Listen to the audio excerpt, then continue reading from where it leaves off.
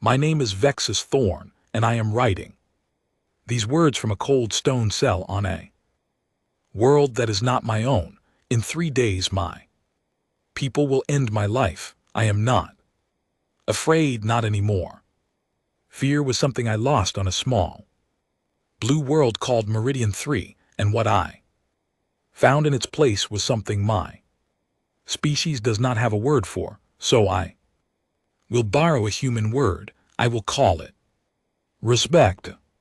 But before I tell you how I came to be here, you must understand who I was. You must understand the Vorlon Dominion, the empire that raised me, trained me, and sent me across the stars to crush a species it considered beneath notice. I was born on Caesarus Prime, the crown world of our empire. My kind stand nearly 9 ft tall. Our scales are thick and hard, the color of deep green stone. We have 2 hearts, 3 rows of teeth, and a memory passed down through blood, so that every young Vorlon knows the taste of every war his ancestors ever fought. We are proud, we are strong, we have conquered 340 worlds across 3 arms of the galaxy, and we have never lost. I grew up believing we never could. My father was a fleet commander. My mother taught combat philosophy at the War Academy. From the moment I could walk on my hind legs, I was told that the galaxy belonged to those who took it, and that the Vorlons had taken more than anyone. I studied tactics. I studied history. I learned the names of 100 fallen species who had tried to resist us and failed. The Jorvani, who begged for mercy at the end. The Kith, who tried to hide in the dark spaces between stars. The Pelari, who offered us their finest treasures and still lost their worlds. None of them lasted, none of them mattered. They were stories we told young warriors to remind them how the galaxy truly worked. When I graduated from the academy at the top of my class, I was given the rank of sub-commander. I was 22 years old by your reckoning, which is still young for my kind, but old enough to lead. I was given a ship. I was given warriors, and then I waited for months for a chance to prove myself. That chance came on a gray morning when I was summoned to the High Council chamber. I walked into that great hall with my head held high and my tail curled behind me in the proper stance of respect. Warlord Kesseth himself sat at the center of the council ring, his old scales dull with age, but his eyes still sharp as blades. He told me there was a new species, a small one, a young one. They called themselves humans. I remember the images they showed me. Soft, pink creatures no taller than a Vorlon child. They had no claws. Their teeth were flat and useless. Their skin was so thin you could see the blood moving underneath it. They lived barely 100 years. They had only recently learned to travel between stars, and even then their ships were slow and their weapons were crude, built on old chemical tricks rather than proper energy science. I laughed when I saw them. I could not help it. The whole council laughed with me. Warlord Kesseth assigned me to the 4th Expeditionary Fleet. Our mission was simple. There was a human colony world called Meridian 3, a small green planet on the edge of their territory. We were to take it, subdue the population, and begin the long process of adding humanity to the list of species that serve the Dominion. The Council did not even classify them as a proper enemy. They marked them as Tier 7, which in our language means soft prey. It is the same classification we give to the grazing beasts on our own home world. I thought it was a great honor. I thought I had been chosen for an easy victory, one that would build my name. Without risking my life, I was wrong about almost every part of that thought. But I did not know it yet. The fleet gathered above Cathar's prime. Over the next 2 weeks, 40 capital ships, 200 smaller vessels, more than 80,000 warriors, all trained, all armored, all carrying the best weapons our forges could produce. I stood on the bridge of my command cruiser and watched them assemble, and my 2 hearts beat together in a slow, steady rhythm of certainty. I remember the night before we left. I sat in my private chamber and recorded a personal log. I still remember what I said into that recorder because the words have haunted me every day since. I said this will be over before my second meal cycle, a shame. I had hoped for a real fight. Then I closed the log, ate a good meal of raw fresh meat, and went to sleep, dreaming of medals and promotions. The jump to the Meridian system took 4 days. During that time I studied everything our scouts had gathered about the humans, their history as best we could understand. It was strange. They had only one home world, a small planet called Earth, third from a yellow sun. They had been using tools for less than 1,000,000 years, which by Vorlon standards made them infants. They had nearly destroyed themselves several times through their own wars, and yet they kept building, kept growing, kept pushing outward. Our scouts noted one thing that puzzled them. Human history was full of wars. Constant wars, war against each other, war against the land, war against the sky, war against the animals on their own world. It was as if they could not stop fighting even when there was no one left to fight. I remember reading that report and thinking it was a sign of their weakness, a species that could not make peace with itself. I thought would never stand against a united empire like ours. I did not understand then what that truly meant. On the 4th day, the fleet dropped out of hyperspace at the edge of the Meridian system. The human sun was a small yellow dot ahead of us, and somewhere near it was the colony we had come to take. My bridge crew moved with practiced calm. The navigators plotted our approach. The weapons officers ran their final checks. Everything was as it should be. I stood at the center of my bridge, and I ordered the fleet forward. Our long-range sensors began painting the human defenses. I remember leaning forward in my command chair, eager to see what we were facing. I expected a handful of old satellites, a few poorly armed patrol ships, maybe if the humans were braver than we thought, a single warship trying to hold the line. What I saw instead made me frown. There were ships out there, more than our scouts had reported, smaller than ours, yes, older in their technology. Yes, but they were moving into formation. They were not running. They were not signaling for surrender. They were coming toward us. My first officer, a veteran named Drasuk, spoke from his station in a careful voice. "Sub-Commander," he said, "the human ships are on an intercept course. They are accelerating." I watched the tactical display for a long moment.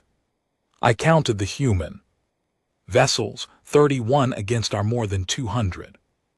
And yet they were charging directly into our fleet, into weapons that outranged them, into numbers that should have broken any sane commander's will. For a brief moment, something cold and small moved in my chest. I did not recognize it. I pushed it away. I told Dryzek they were simply delaying Us that they wanted to buy time for the colony to evacuate or hide or prepare. Some last desperate stand that would change nothing. I ordered the fleet to open fire at maximum range. I told my crew this would be a short engagement. The first volleys left our ships in bright lines of light streaking across the dark toward the human formation. And then the humans did something I did not expect. They did not scatter. They did not try to evade. They charged harder, faster, straight through our fire, taking hits that should have destroyed them, losing ships and still pressing on. One of their frigates, already burning, already half broken, did not turn away from our advance. It accelerated until its engines gave out and it slammed into the side of one of our heavy cruisers at full speed. The cruiser was the Varneth, a ship I had served aboard as a cadet. It had a crew of 900. It split in half before my eyes, venting fire and air into the cold dark, and then it was gone. I sat in my command chair and I stared at the empty space where the Varneth had been. My bridge was silent. Even Dryzek, old and hardened as he was, had nothing to say. The humans kept coming, and somewhere deep inside me, beneath all the pride and all the certainty, that small cold feeling grew just a little larger. I did not know it yet, but I had just seen the first real human I would ever meet. I did not know their names. I did not know what they believed or what they loved or what they were willing to give to protect it. I only knew that they had done something no sane species was supposed to do. They had looked at a force that outnumbered them 10 to 1, armed with weapons beyond their understanding, backed by an empire older than their entire written history, and they had decided to fight anyway. That was the moment, though I would not admit it for a long time, that my first battle against humans truly began. And that was the moment I took my first real step toward this prison cell and toward the end that waits for me in 3 days. But before the end, there is so much more to tell, because what happened next on the surface of Meridian 3 was something my people were not ready for, and something I, in all my proud certainty, was about to learn the hard way. For the humans had not even begun to show me what they were. The battle in orbit lasted less than an hour, and when it was over, my fleet had won. On the surface of every tactical display we had won. 29 of the 31 human ships were gone. We had lost only 4 of our own. By every measure the Dominion used to judge a battle, it was a clear victory. But as I stood on my bridge and looked at the numbers, I could not shake the cold feeling inside my chest, because 4 Vorlegend ships had not been lost in centuries of conquest. 4 ships against 31 primitive vessels, flown by a species we had classified as soft prey. I told myself it did not matter. I told myself the true battle was still to come on the ground, where our warriors would crush the colony and take the world. I gave the order to begin the invasion. And somewhere below us on that small green world, the humans were waiting. The sensor officer turned to me with a strange expression on his scaled face. "Subcommander," he said quietly, "we are receiving a transmission from the planet. It is in our language. They must have learned it from our own scouts before they were captured." "Play it," I said. The voice that filled the bridge was soft. It was the voice of a human female, calm and clear, speaking Vorlan with only a slight accent. She did not shout, she did not threaten, she simply spoke. She said, "Welcome to Meridian 3. My name is Elena. You have come a very long way to die here. Please turn around. Go home. We do not want this fight, but if you come down to our world, you will not be going back to yours." Then the transmission ended. My crew waited for me to speak. They waited for me to laugh or to curse or to issue some defiant order, but I did not speak for a long moment because something about that voice had stopped me. There was no fear in it. There was no anger. There was only a terrible, quiet certainty, the kind of certainty I had only ever heard in the voices of the oldest Varlan warlords. I finally spoke. I told my crew to prepare the landing craft. I told them we would begin the ground assault in 6 hours. But as I walked off the bridge to my chamber, the voice of the human female stayed with me. Elena, that was her name, Elena. It was the first human name I ever learned, and as I sat alone in my room before the landing, I did not yet know that it would also be the last one I ever forgot. The landing was the beginning of everything I got wrong. Our assault craft dropped through the clouds of Meridian 3 in perfect formation, 2,000 of them spread across the sky like a dark storm. I rode in the lead vessel, armored in my full combat harness, my personal blade at my hip and my sidearm on my thigh. Around me stood my personal guard, 12 of the finest warriors the Dominion had ever produced. Each of them had fought on at least 3 worlds. Each of them had killed more enemies than I had years of life. I trusted them more than I trusted my own shadow. The plan was simple. We would land in a wide ring around the human capital city called Bridgepoint, and we would close in from all sides.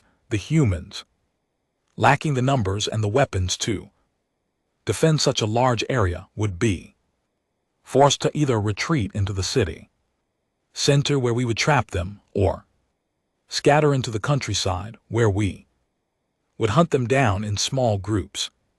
It was a plan that had worked on 16 other worlds. It had never failed. The first sign that something was wrong came in the first 5 minutes. As our craft descended toward the landing zones, the air around us began to fill with small metal objects. They were not missiles. They were not energy weapons. They were simple projectiles launched from the ground by what our sensors told us were primitive ballistic weapons. Our armor should have laughed at such attacks.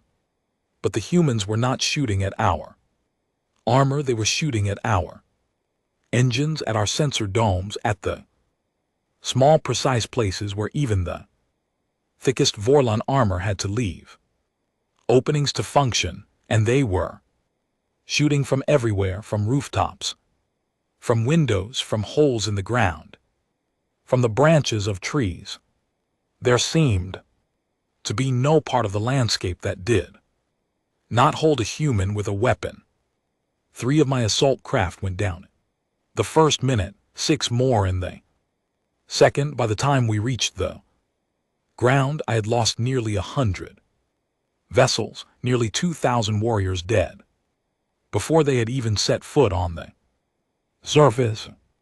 When my own craft landed with a heavy thud, I pushed through the door with my blade already drawn, expecting to see a battlefield of our making. Instead, I saw the ruins of a small human neighborhood, its buildings scarred by our first bombardment, its streets empty. Empty. There was no one to fight.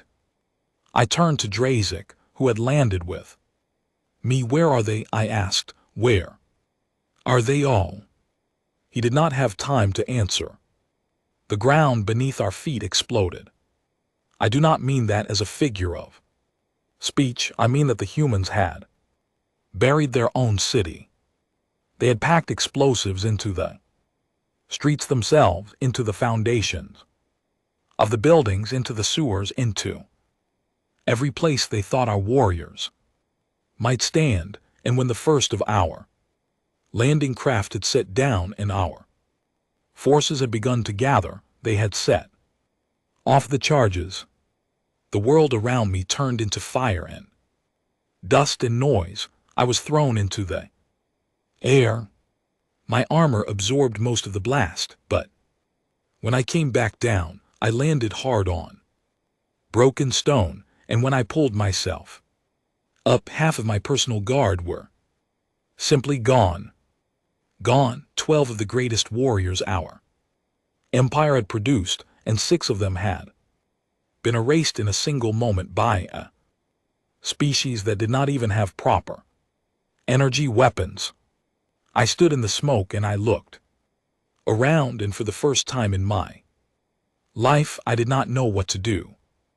Drazik pulled me behind the wreckage of our landing craft. He was bleeding from a cut above his eye. He grabbed my shoulder with a claw that shook just slightly, and he said, "Sub-Commander, we need to move. They are coming." Who? I asked. Who is coming? He pointed through the smoke, moving between the broken buildings. I saw them for the first time. Real humans, not pictures on a screen, not distant silhouettes. Real, living humans moving in small groups, carrying their primitive weapons, coming toward us with the calm patience of predators who had already decided they had won. They were small, smaller than I had imagined. The tallest of them came only to the middle of my chest.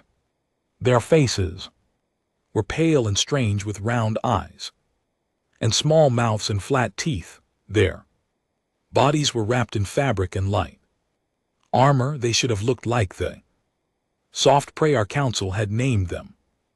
But they did not look like prey. They did not look like anything. I had words, for they moved with purpose. They moved with focus. They looked at us the way Varillian warlord looks at an old enemy, not with anger but with quiet, patient calculation.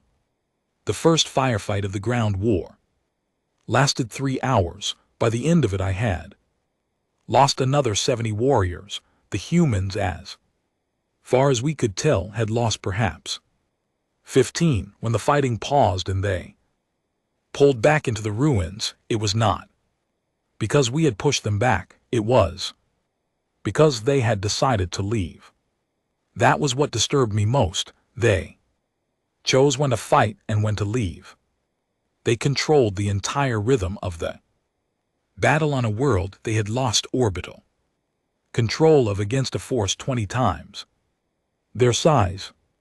By the time night fell on my first day of ground war, I had begun to understand something terrible. The humans were not fighting us the way other species had fought us. They were not trying to defeat our forces in a single great battle. They were not trying to hold territory. They were not even trying to protect their cities. They were trying to make us bleed every step, every hour, every moment of every day. They were trying to teach us that this world would cost us everything we had and more.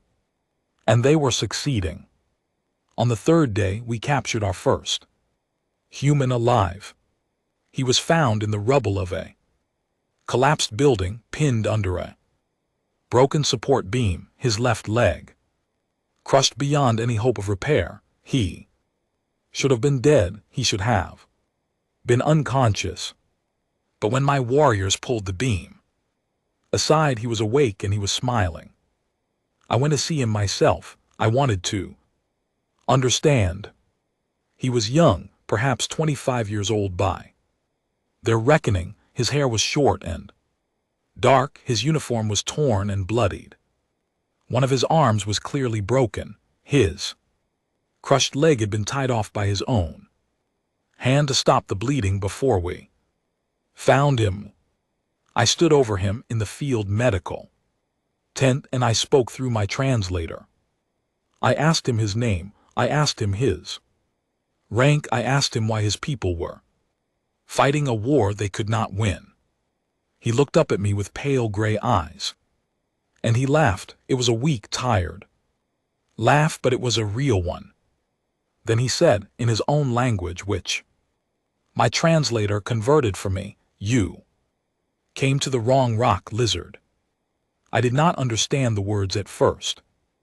A rock is a stone. How could a planet be a rock, and why would it matter if we had come to the wrong one? But as I stood there looking at this broken young human who should have been begging for his life, who should have been offering us his secrets in exchange for mercy, who should have been doing anything other than smiling up at the warlord who had invaded his world, I began to understand. He was not smiling because he was happy. He was smiling because he knew something I did not.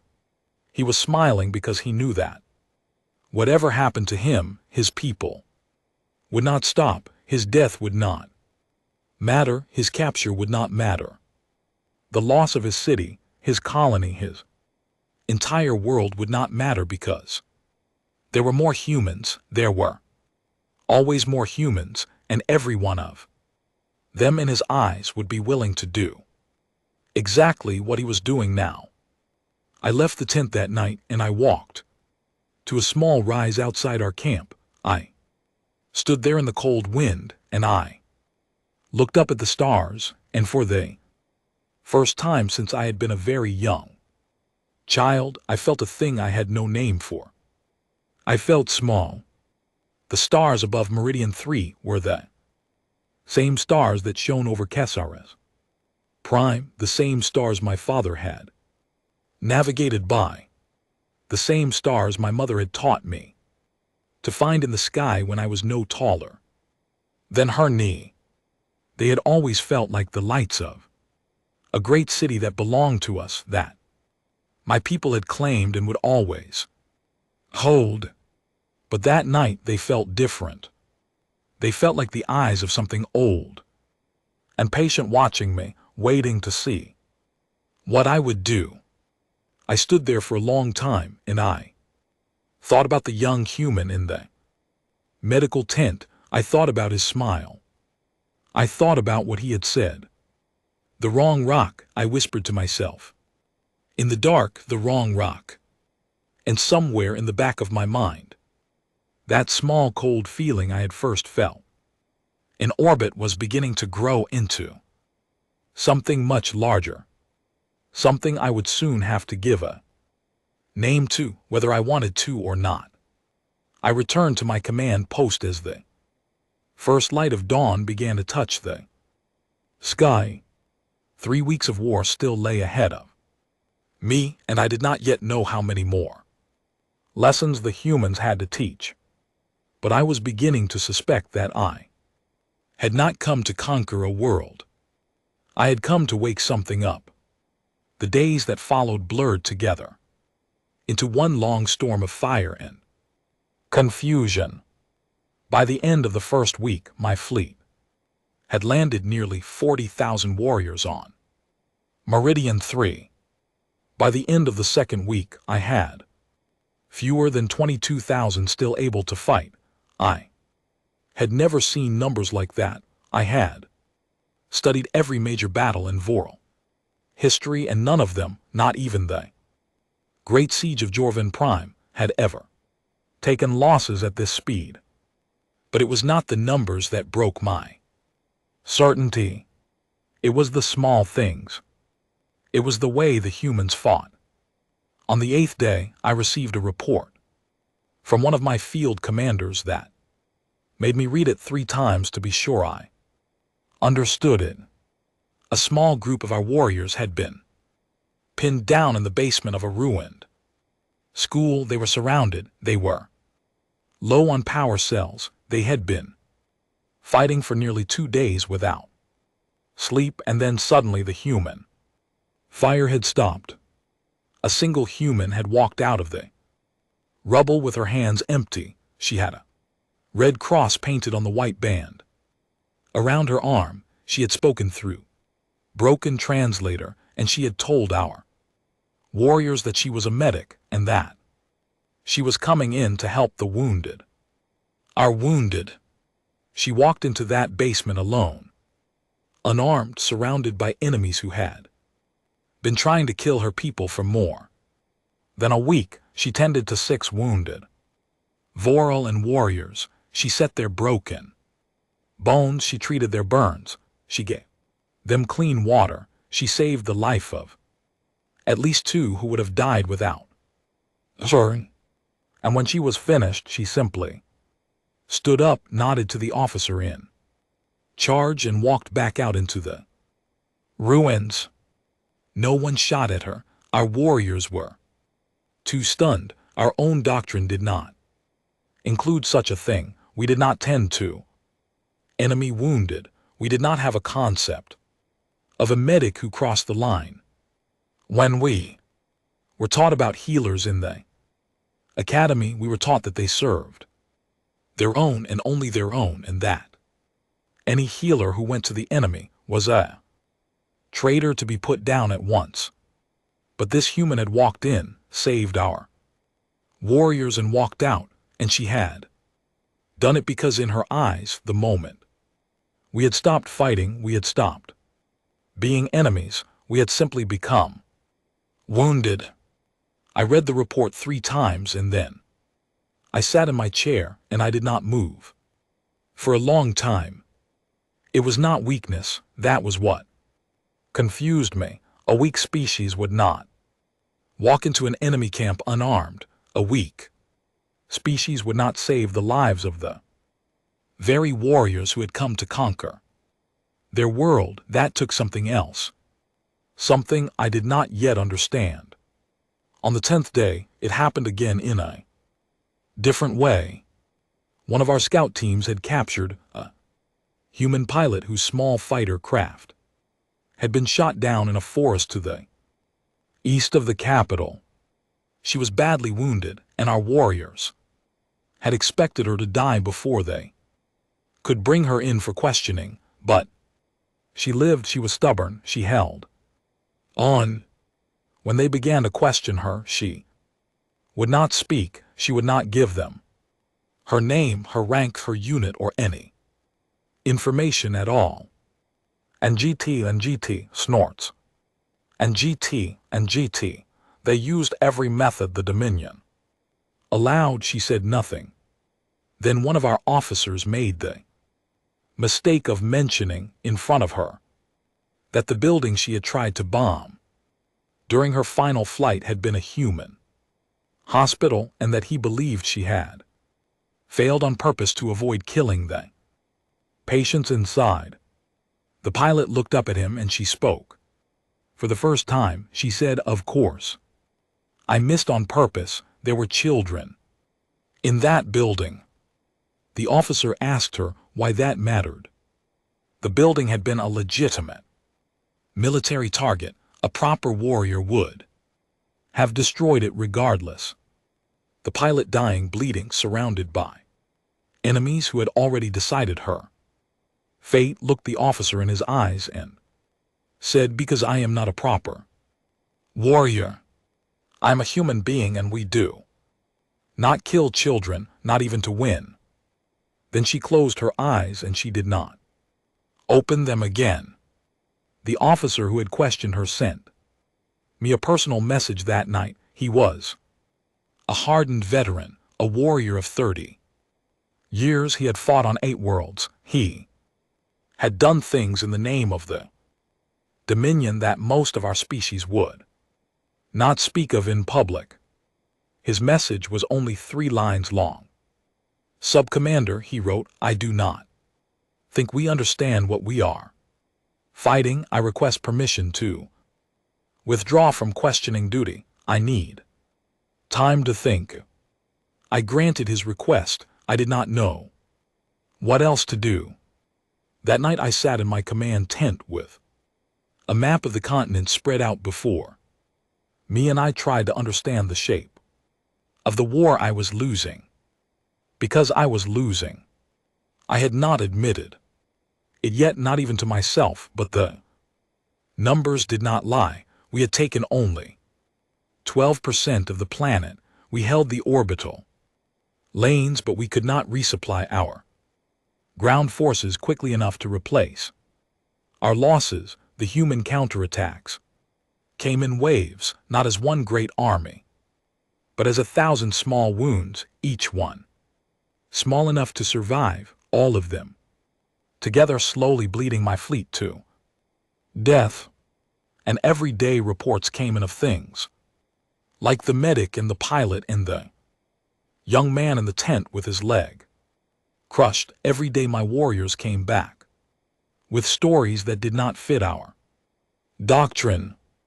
A human child, no more than 10 years old, had stepped in front of a Vorlon warrior to stop him from shooting her grandmother.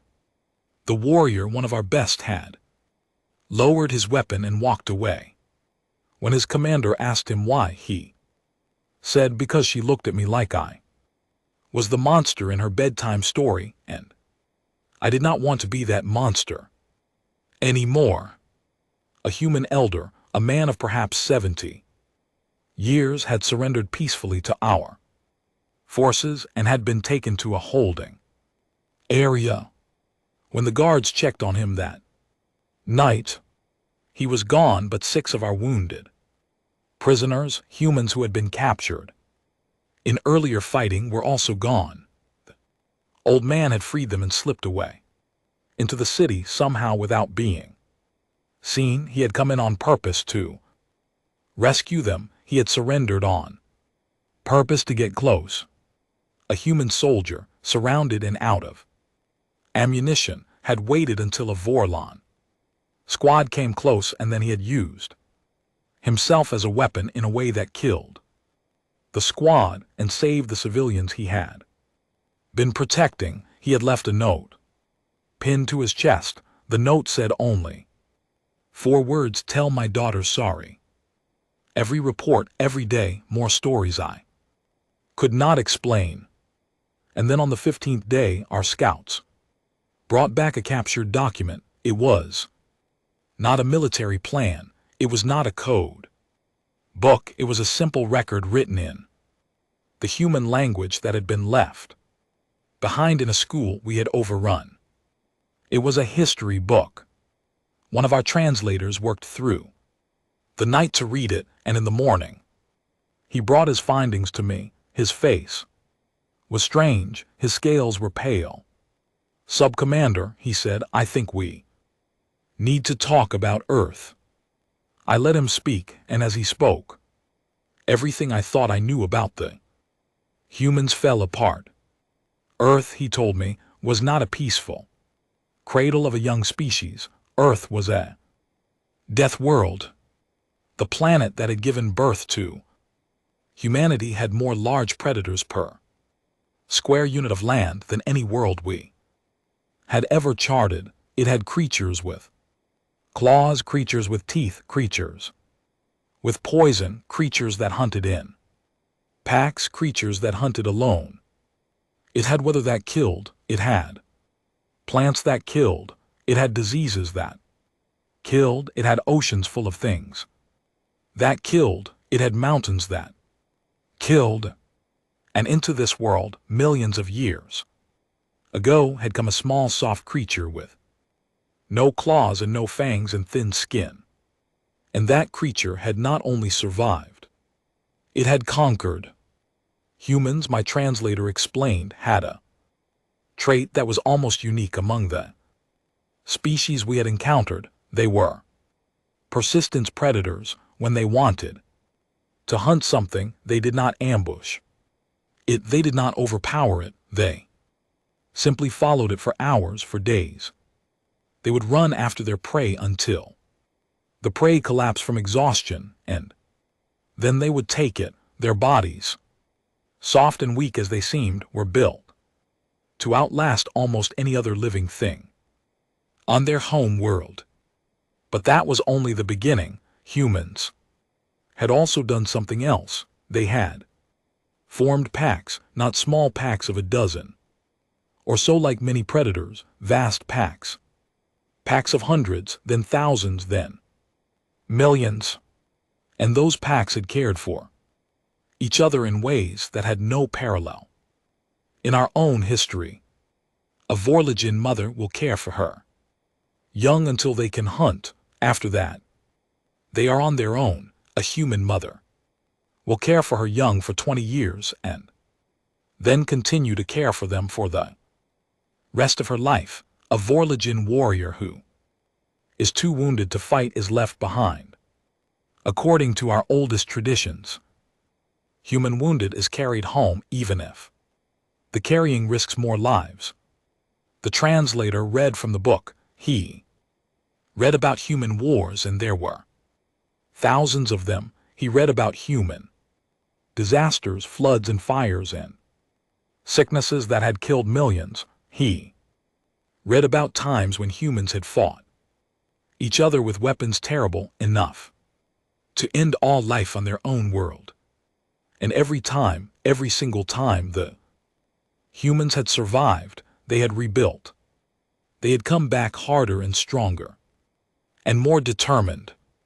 I listened to him for hours, and when he was finished, I understood something that made my two hearts grow cold. The Dominion had not discovered a young species. The Dominion had not found soft prey.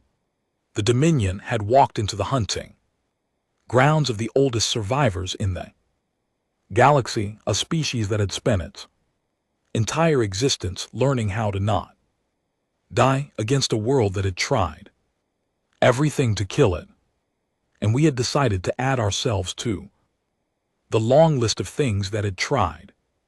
That night, Warlord Kesseth himself arrived at our command post. He had come down from the fleet to take personal command of the ground war.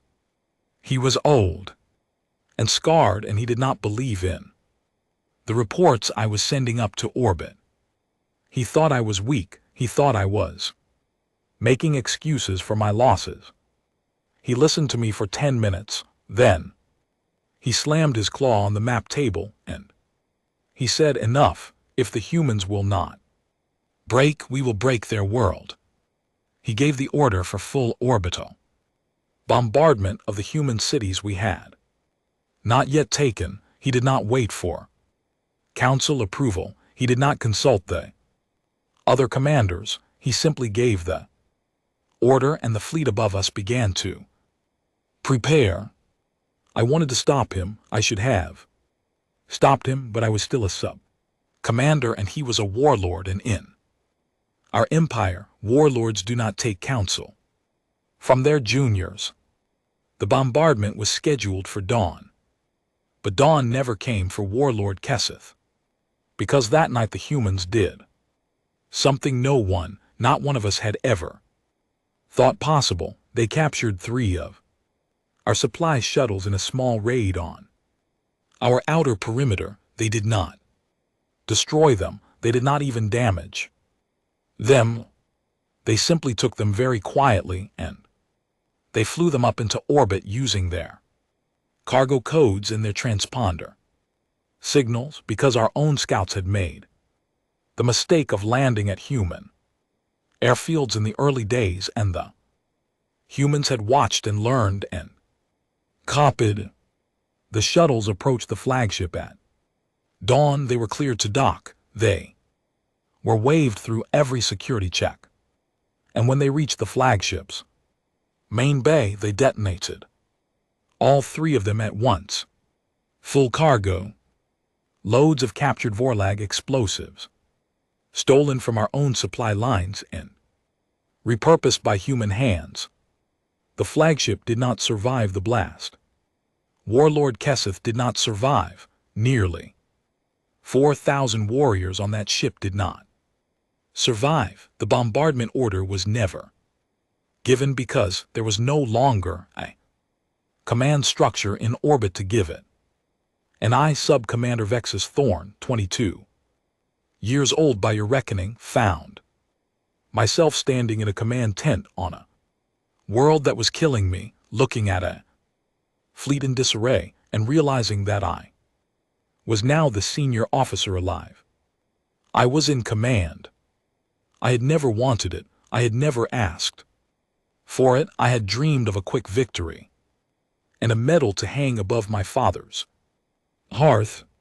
Instead, I had a shattered fleet, 20,000 warriors who could not be resupplied, a dead warlord and an enemy who had just taught me that no ship, no formation, no battle plan was safe from their minds. I sat down on a camp stool and I put my head in my claws, and for a moment, for just a moment, I understood something. I understood the smile on the face of the young man in the medical tent. I understood the quiet voice of the woman named Elena in the transmission. I understood why the humans fought the way they did, why they died the way they did, why they refused to stop the way they did. It was not because they were brave, or rather, it was not only because they were brave. It was because they had been doing this their whole lives against their own world, against their own history, against every predator and every disease, and every disaster and every neighbor who had ever tried to end them. They had been doing this so long that they had forgotten how to lose. And now we had come along and asked them to remember. I lifted my head. I gave orders to my remaining commanders. I told them we would hold our position. We would not advance. We would not retreat. I told them we would wait for new orders from home. But even as I spoke, I knew that no orders from home would change what was coming, because the humans were not done with us yet. And somewhere out in the ruined city, a small woman named Elena was already planning the next step. The next step came 6 days later, and it was aimed at me. After the flagship was destroyed, what remained of my fleet pulled back into a tight defensive formation. On the surface, my forces dug in. We built walls, we set traps, we tried to create a position that even the humans could not break. We held the great valley east of the capital, a natural bowl of rock and forest that should have been impossible to attack from the open ground. The humans did not attack from the open ground. They attacked from under it. For weeks, without our knowing, they had been digging tunnels, old mining shafts, sewer lines from the capital, drainage channels from the farmlands. They had worked in small teams in the dark, hauling out dirt by hand, moving it in buckets and sacks, hiding their work from our sensors with nothing more than old metal sheets and layers of stone. And one morning, just after the sun had risen, the ground inside our fortifications opened up in 100 places at once, and humans came pouring out. I was in my command tent when it began. I heard the shouting first, then the sound of their weapons, the sharp, fast crack of human rifles mixing with the deeper hum of our own guns. I grabbed my blade, pulled on my harness, and ran out into the morning light. The scene was chaos. Humans were everywhere, inside our walls, behind our lines, running between our tents. They had brought the battle into the heart of my camp, and they had brought it so fast that our defenses were useless. All our walls faced outward, all our traps were aimed at the open ground, and the enemy was already inside. I ordered my guard to follow me. We pushed toward the center of the camp, trying to reach the communications post to call the fleet for support, but humans had already taken the communications post. We could see them inside, setting charges, cutting wires, preparing to destroy it. Drzik, who was still at my side, grabbed my arm. "Sub-Commander," he said, "we have to fall back. We have to reach the evacuation point." I looked at him. I looked at my warriors, scattered and confused, trying to fight an enemy that seemed to be everywhere and nowhere at once. I looked at the sky where our shuttles should have been coming down to help us, but where instead I could see human-made smoke trails rising from the edges of the valley, smoke from anti-aircraft positions I did not know they had built. We were trapped. I had led my warriors into a trap, and the humans had closed it around us. I made a decision then. It was not a brave decision. It was the decision of a young commander who had finally understood what kind of enemy he was facing. I told Drzik to take what warriors he could gather and fall back to the evacuation point. I told him to save as many as possible to get them to the shuttles, to get the shuttles into orbit. And I told him I was going forward with my personal guard to slow the human advance, to buy them time. He looked at me for a long moment. He was older than me. He had fought for many more years. He knew what I was asking. He nodded. He saluted me in the old Varillian way, claw over heart, and then he turned and ran to gather the warriors who could still be saved. I took what remained of my personal guard, 5 warriors in all, and I moved toward the fighting. We pushed into the ruins of what had been a small settlement inside our fortifications. The humans had taken cover there, using the broken walls of old buildings to ambush our forces as they passed. We hit them from the side, and for a short time we were winning. My warriors were the best the Dominion had. Even in a losing war, they were a force to be reckoned with. But the humans kept coming, more of them, from every direction. They seemed to grow out of the very stones. One by one my guard fell. Ren, who had served my family for 2 generations, went down first. A human with a small grenade caught him in the open. Vass, the young warrior I had trained myself, went next. He died defending my left flank. Then Korn, then Sethier, then finally old Meketh, who had taught me my first blade lessons when I was a hatchling. He took 3 bullets protecting my back and still stood long enough to take down the human who had shot him before he fell. I was alone. I was bleeding from 6 wounds. My armor was cracked in a dozen places. My blade was dull with use. My power cells were nearly empty, and I was alone in a ruined human settlement surrounded by enemies I could no longer count. I stumbled through the broken streets, looking for a defensible position, looking for anywhere I could make a final stand. I found what had once been a school. I knew it was a school because the walls, though broken, still had pictures on them, pictures drawn by children. Small human figures, bright colored. Suns, houses with smoke coming out of chimneys, the kinds of pictures any young creature of any species might draw.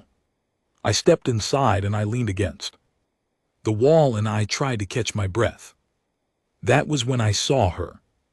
She was standing at the far end of the room near a broken window, and she had a rifle aimed at my chest. She was small, smaller than I had expected. Even among humans, she could not have been more than 5 and 1/2 ft tall. She had short dark hair and dark eyes and a scar across her left cheek. Her uniform was torn. She was bleeding from her shoulder and from her side. She looked as tired as I felt. She did not fire. I did not raise my weapon. For a long moment, we simply looked at each other across that broken room full of children's drawings. Then she lowered her rifle just slightly and she spoke to me in rough. "Vor Allen, you are the commander," she said. "I have been hunting you all morning." I looked at her and I understood. She was alone too. She had come here alone on purpose to find me. She had separated from her own unit to do it. She had tracked me through the fighting, following the trail of my guards' attempts to protect me, and she had come to this school to end this one way or the other. I asked her name. She told me. "Elena Vasquez," she said. "Corporal, 1st Marine Division of the Meridian Colonial Defense Force." Elena. It was the name from the transmission. The first human name I had ever learned. The woman who had told my fleet in that quiet voice that if we came down to her world, we would not be going back to ours. I almost laughed. I asked her why she had come alone. I asked her why she had not brought her unit when they could have ended me easily. She looked at me and she said something I have thought about every single day. "Zinta," she said, "because my people do not need me to end you. My people will end you. Whether I am here or not, I came because I wanted to see your face. I wanted to see the face of the man who looked at our world and thought we were soft." I stared at her, and then very slowly she raised her rifle again. What followed was the longest fight of my life, though measured in time it lasted only 11 minutes. She was small, she was wounded, she had almost no weapons left. I was twice her size, armored, carrying a blade and a sidearm. By any measure of physical combat, I should have ended her in seconds. But she fought me for 11 minutes. She used the school, the broken chairs, the pieces of glass, the rebar from the fallen ceiling. She used everything. When my blade came down, she was not there. When my sidearm fired, she had already moved. When I grabbed her, she twisted away in ways my body could not follow. She broke my left wrist with a length of pipe. She cut the tendons behind my right knee with a shard of glass. She cracked my visor with her own head, a blow so hard that she staggered back, with blood pouring from her scalp, and still came forward again with a piece of wood in her hand. By the end of it, I was on my knees, and she was on her back, and neither of us could stand. I had my blade at her throat. She had a piece of broken pipe pressed against the soft spot under my jaw, where my armor did not cover. We were each one motion away from ending the other. We both stopped moving. I looked down at her, she looked up at me. We were both breathing hard. We were both bleeding. We were both, I think, beyond fear. I asked her through my damaged translator, why? Why do you fight? Why do you fight like this? You have lost. Your colony is broken. Your city is ruined. Even if you end me, another will come. You cannot win. She looked up at me and she smiled. It was not a bright smile. It was not a happy one. It was tired and sad and calm. And it held something I still cannot name. She said, "We never lose." I asked her how that was possible. And she said, "We just run out of time. And someone always comes next." I did not move. I did not strike. I could have, she could have, neither of us did. Because in that moment, something had happened between us that I still do not have the words for. Something that was not friendship and was not mercy and was not even respect exactly. It was Something older, something deeper. 2. Warriors at the end of their strength, looking at each other and recognizing each other not as enemies but as the same thing, as the same thing. Then the doors of the school broke open, and her people came in. They filled the room, dozens of them. They saw her on the floor and they saw me above her with my blade, and I could see in their eyes what was about to happen. But Elena raised her hand, just her hand, a small weak motion. She said, "Wait." They waited. She looked at me and she said, "Put down the blade, put it down, and we will not kill you."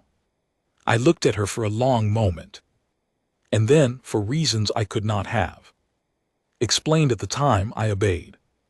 I put down my blade. I laid it on the broken floor beside her, and I raised my hands and I surrendered. The humans came forward and took me.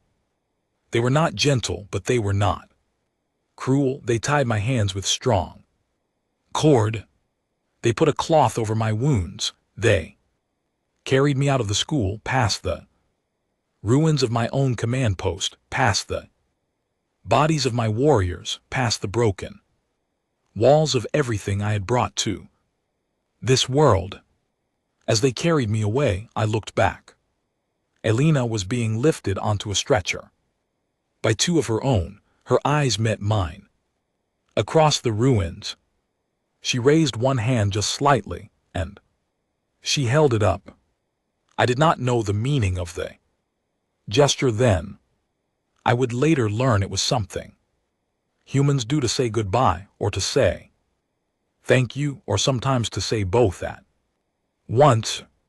I was taken to a human holding area. For 3 weeks I was a prisoner. They treated me better than I deserved. They fed me. They healed my wounds. They asked me questions, but they did not hurt me. Elena visited me twice. We did not speak, we just looked at each other through the clear wall of my cell, and I think we both understood that there was nothing left to say, and nothing still needed to be said. On the day I was released back to my people as part of a strange exchange that the humans had arranged, Elena came to see me one last time. She stood on the far side of the holding area. She did not come close. She simply said, "Goodbye, Commander. Someone always comes next. I hope the next one you meet teaches you something too." Then she walked away. I never saw her again.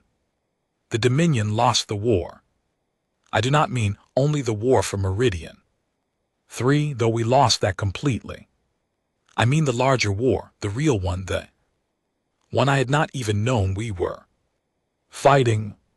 When the remains of my fleet limped home, dragging less than a third of what we had set out with, the Council wanted answers. They wanted reports. They wanted to know how their greatest military venture in a generation had turned into a disaster. They wanted to know how Tier 7 soft prey had broken a fleet that had crushed empires.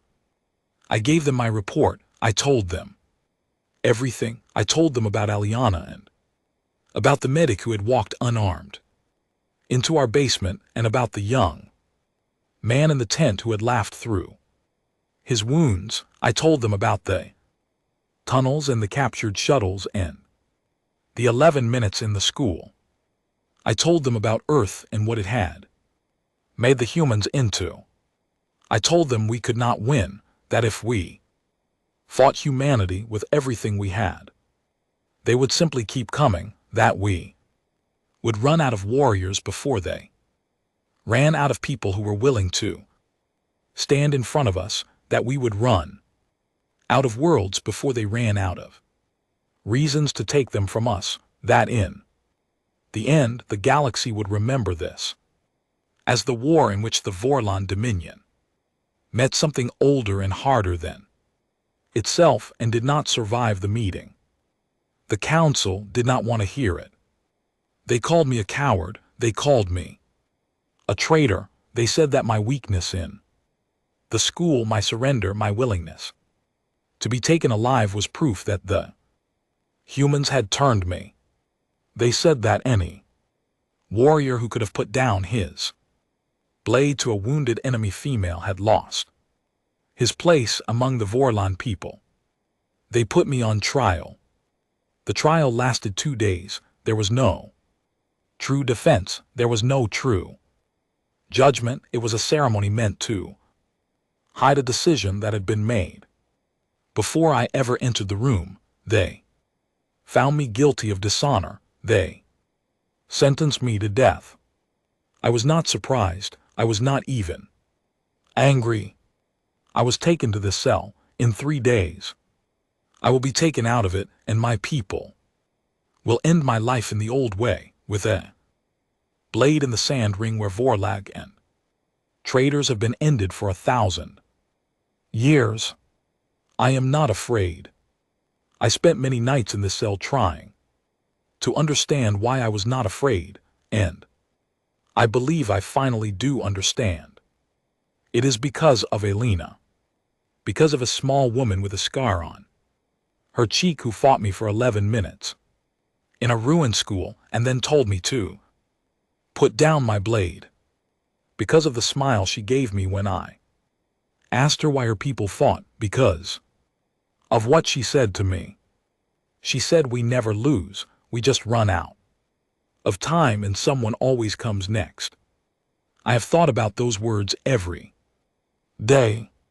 At first I thought she meant that humanity would always send more warriors, that behind every human who fell another would stand up, that the war could go on forever because the supply of willing humans could not be broken. But that was not what she meant, not really. What she meant, I think, was something larger, something I had to learn slowly in this cell in the dark over many nights. She meant that her people did not measure life the way we do. We measure a life by what it conquers, by what it takes, by the weight of its victories. Vorlag warrior who dies having taken 3 worlds is considered great.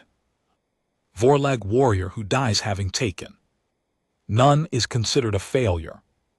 Humans do not measure life that way. Humans measure a life by what it stands up for, by what it refuses to let fall. Elena was not trying to win the war.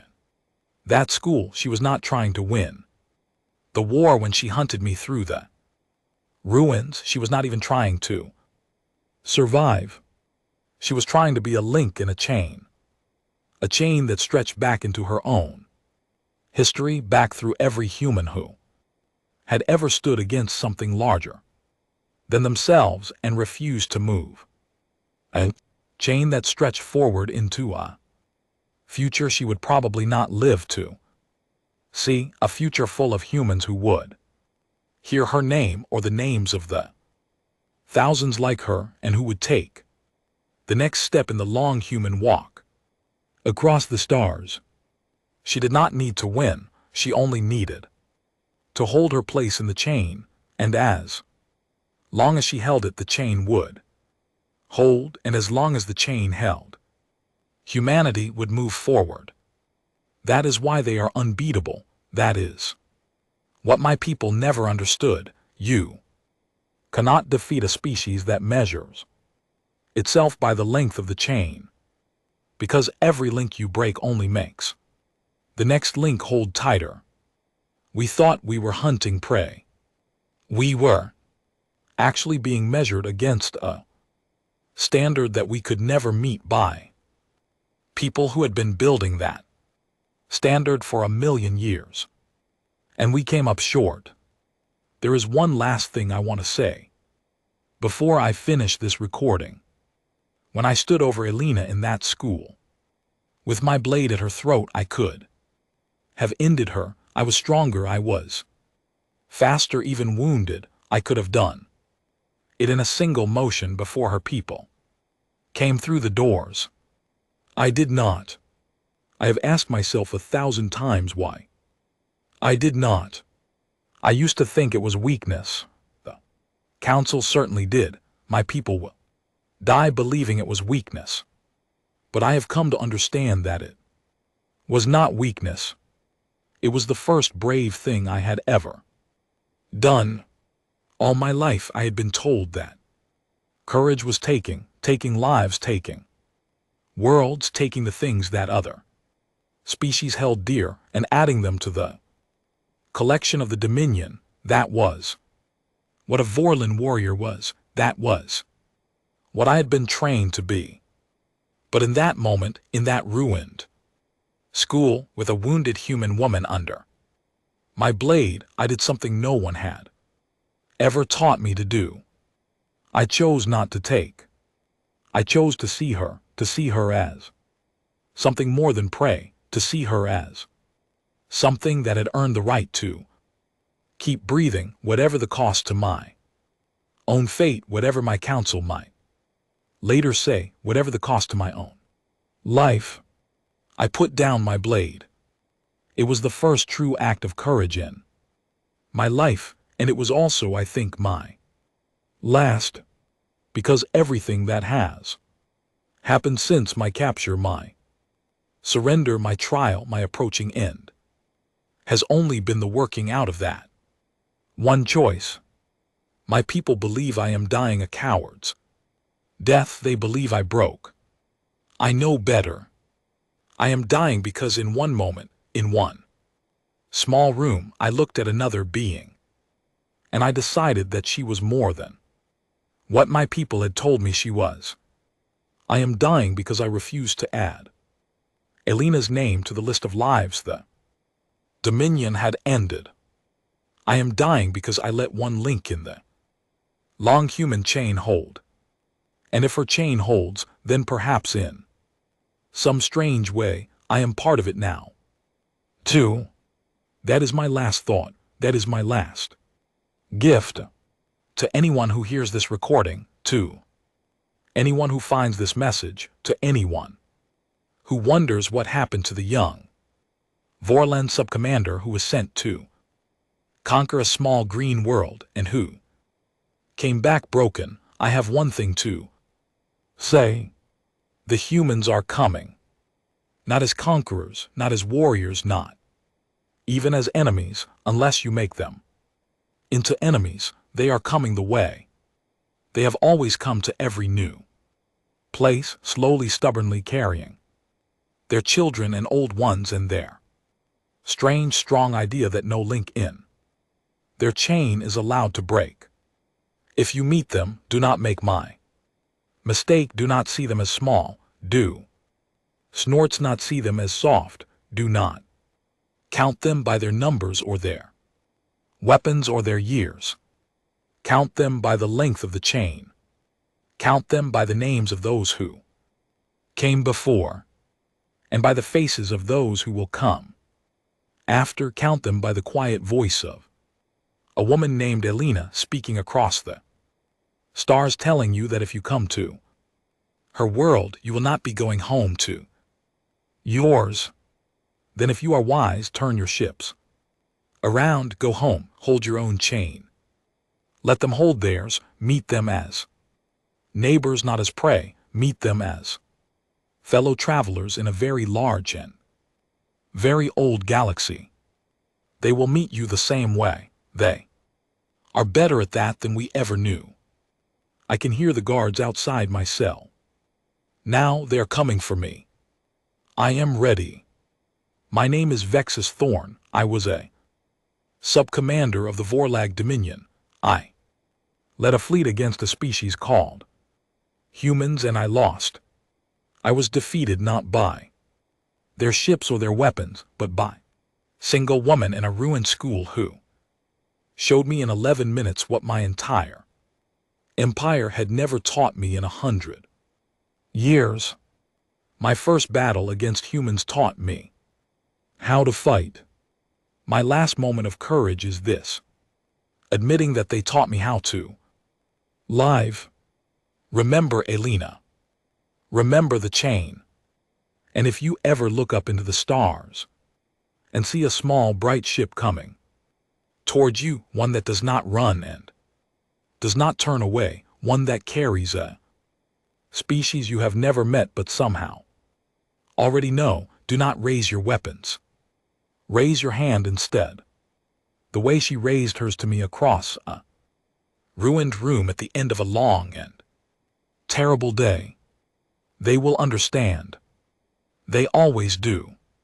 This is Sub-Commander Vexus Thorn, signing off for the last time. The sun is coming up outside my cell. It is a good day to be brave.